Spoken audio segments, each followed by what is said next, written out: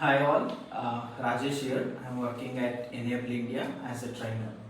So now I'm going to show you how I will read the physical documents or any piece of paper with using the smart vision glasses. So let me show you now. I have a small paper here. So I'll go to standby mode now.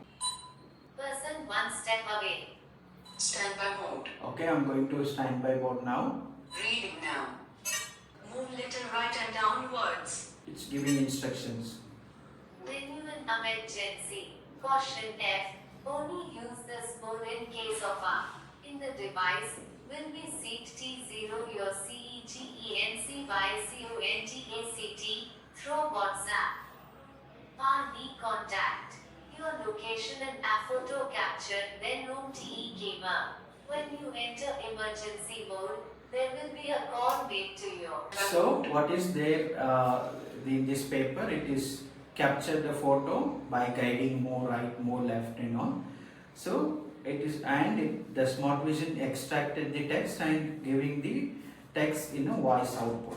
So this is the way I am reading the physical paper with the smart vision glasses.